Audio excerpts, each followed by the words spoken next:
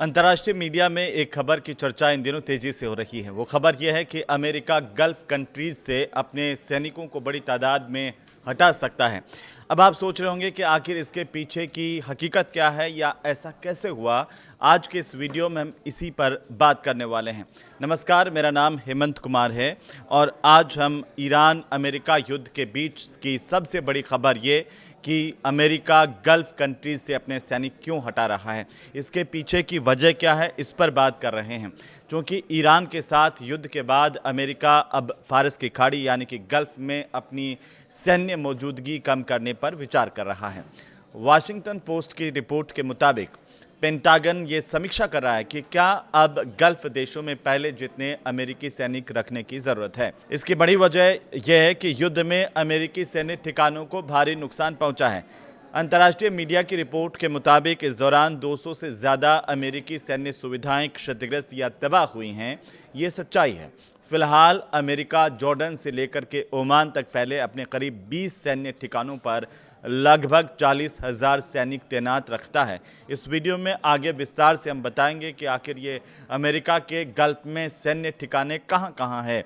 लेकिन अभी फ़िलहाल हम आपको बताएं कि ये जो ठिकाने हैं इन पर अभी कोई अंतिम फैसला सेना हटाने को लेकर हालांकि नहीं हुआ है, लेकिन पेंटागन, जॉइंट स्टाफ और अमेरिकी जो सेंट्रल कमांड है वो मिलकर के इस बात का आंकलन कर रहे हैं कि युद्ध के बाद मध्य पूर्व में अमेरिकी सैन्य तैनाती आखिर कैसी होनी चाहिए। तो बहरीन में अमेरिकी नौसेना के 5th फ्लीट का मुख्यालय बताया जाता है। उधर कुवैत, कतर, संयुक्त अरब अमीरात, यूएई और दूसरे गल्फ देशों में अमेरिका के सैन्य बड़े ठिकाने हैं जहां से अमेरिका की सेना जो है वो इन ठिकानों पर रहती है और आसपास के इलाकों को नियंत्रित करती है। सबसे पहले आप देखिए कि गल्फ में अमेरिका के 8 अहम सैन्य ठिकाने कौन कौन से हैं। क्योंकि कतर की सबसे पहले बात करें तो सबसे बड़ा जो सैन्य ठिकाना है वो कतर में है, जहां पर अल उदैद एयरबेस कतर का, जहां मिडिल ईस्ट का सबसे बड़ा अमेरिकी सैन्य बेस एयरबेस ये माना जाता है, जहां पर बड़ी तादाद में अमेरिका की सेना है।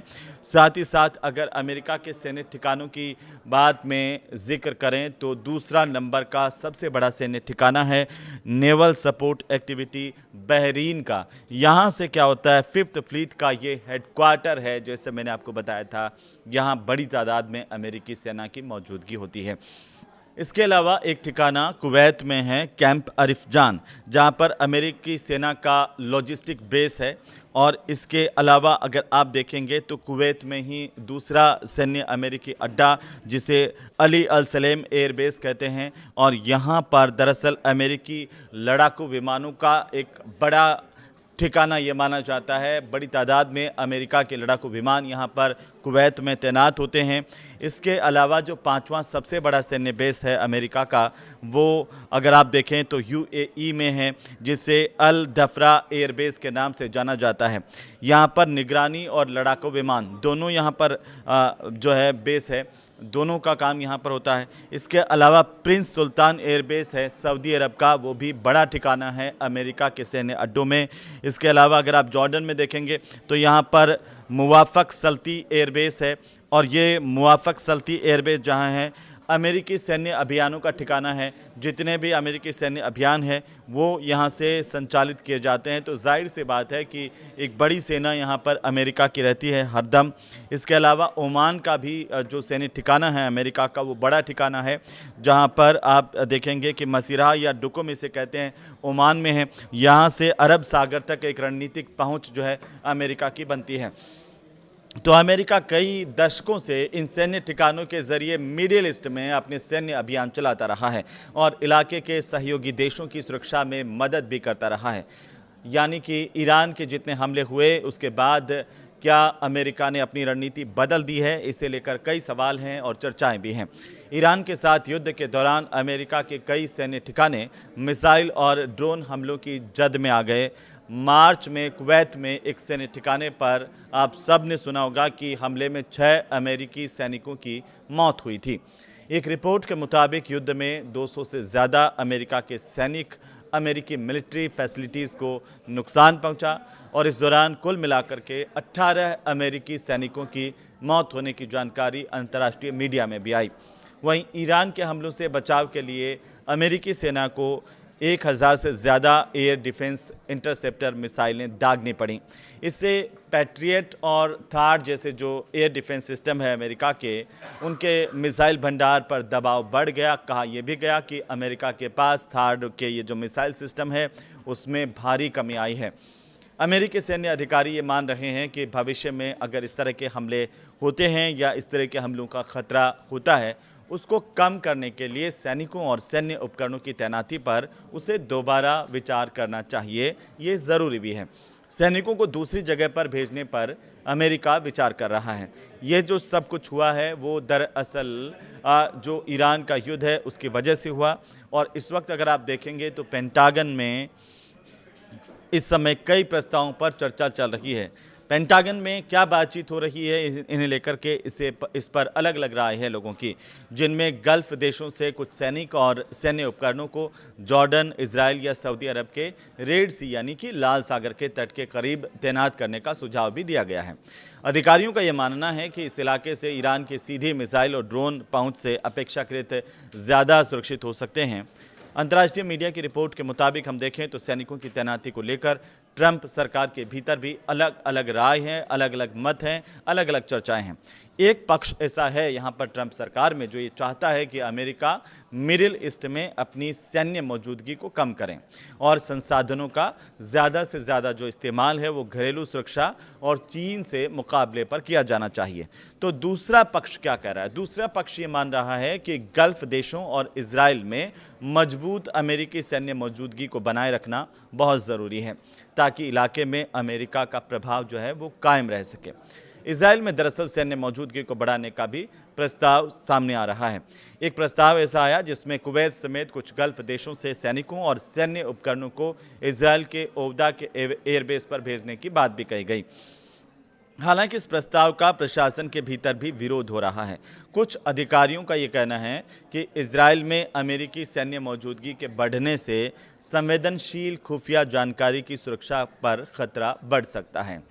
अब गल्फ देशों पर भी इसका क्या असर पड़ेगा, ये बड़ा सवाल है। अगर अमेरिका गल्फ देशों से बड़ी संख्या में अपने सैनिकों को हटाता है तो इसका सबसे ज़्यादा जो असर है यहाँ के सिक्योरिटी इंफ्रास्ट्रक्चर पर पड़ने वाला है।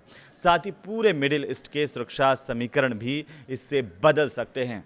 दशकों से सऊदी अरब, यूएई, कतर, कुवैत, बहरीन और दूसरे जो खाड़ी देश हैं वो अपनी सुरक्षा के लिए अमेरिकी सैन्य मौजूदगी पर ही निर्भर रहे हैं, ये अगर आप जानते हैं तो, क्योंकि सैनिकों की संख्या कम होने पर इन देशों को अपनी जो सैन्य क्षमता है उसको बढ़ाना पड़ सकता है या फिर नए सुरक्षा जो साझेदार हैं उनको तलाशना पड़ सकता है। हालांकि अमेरिकी सैनिकों की जो संख्या कम होने का मतलब ये नहीं होगा कि दोनों पक्षों के सुरक्षा जो संबंध है वो खत्म हो जाएंगे। हथियारों की खरीद फरोख्त हो या फिर खुफिया जानकारी को आपस में साझा करना हो या सैन्य सहयोग जैसी व्यवस्थाएं पहले की तरह जारी रखी जा सकती हैं। अब आप देखिए कि सितंबर के महीने तक 3.6 लाख करोड़ रुपए खर्च होने का अनुमान लगाया गया है। पेंटागन का अनुमान है ये, क्योंकि सितंबर के अंत तक ईरान युद्ध पर अमेरिका का जो खर्चा है वो 37.5 अरब डॉलर यानी कि करीब करीब अगर आप उसे भारतीय रुपयों के हिसाब से देखें तो 3.6 लाख करोड़ रुपए तक पहुंच सकता है। और इस अनुमान में क्षतिग्रस्त सैन्य ठिकानों को दोबारा से बनाने का खर्च तो शामिल ही नहीं है।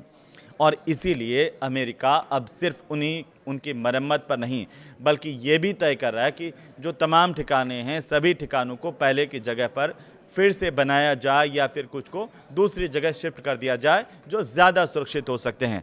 अमेरिका ने अब गल्फ देशों में सैन्य ठिकाने क्यों बनाए, ये सवाल सबके मन में होता है। तो इस सवाल का जवाब भी हम देंगे, लेकिन इसके पीछे की एक बड़ी कहानी है कि आखिरकार अमेरिका ने गल्फ कंट्रीज़ में अपने सैन्य ठिकानों को एस्टैब्लिश क्यों किया, वहाँ पर अमेरिका की सेनाएं 24 घंटे क्यों रहती है। सबसे बड़ी बात है कि तेल और गैस की सप्लाई को सुरक्षित रखने के लिए अमेरिका को ऐसा करना पड़ रहा है या अमेरिका ने ऐसा किया है। दुनिया के एक बड़े तेल हिस्से को और गैस ये तमाम चीज़ें तेल और गैस फारस की खाड़ी से मिलती है और इसीलिए अमेरिका ये चाहता है कि इन समुद्री रास्तों में किसी तरह की कोई बाधा नहीं आए। दूसरी बड़ी बात है कि ईरान की जो गतिविधियां हुई हैं उन पर नज़र रखने के लिए 1979 की ईरानी क्रांति के बाद से अमेरिका और ईरान के रिश्ते जो है वो तनावपूर्ण रहे हैं। गल्फ में मौजूद सैन्य ठिकाने अमेरिका को ईरान की सैन्य गतिविधियों पर नज़र रखने में मदद करते हैं। सहयोगी देशों की सुरक्षा के लिए भी अमेरिका ने इस तरह का कदम उठाया था, क्योंकि सऊदी अरब, यूएई, कुवैत, कतर और बहरीन लंबे समय से अमेरिका के रणनीतिक साझेदार रहे हैं। अमेरिकी सैन्य ठिकाने इन देशों की सुरक्षा व्यवस्था का एक अहम हिस्सा माना जाता है। चौथा सबसे बड़ा कारण है कि मिडिल ईस्ट में सैन्य अभियानों को लेकर के भी अमेरिका इस तरह के ठिकाने एस्टेब्लिश कर चुका है, जिनमें इराक, अफगानिस्तान और आईएसआईएस के खिलाफ अभियानों में अमेरिका ने इन्हीं सैन्य ठिकानों का इस्तेमाल किया है। तो अब आपको ये समझ में आया होगा कि आखिर अमेरिका ने गल्फ कंट्रीज़ में अपने सैन्य ठिकाने क्यों बनाए, इनके पीछे की वजह क्या है, और अब जब गल्फ कंट्रीज से अमेरिका इन सैन्य ठिकानों से अपनी सेनाएं कम करने का विचार कर रहा है तो उसके पीछे की वजह क्या है, इसके परिणाम क्या हो सकते हैं, आप कमेंट करके हमें बता सकते हैं और साथ ही साथ इसे लाइक कर सकते हैं, शेयर कर सकते हैं। नमस्कार।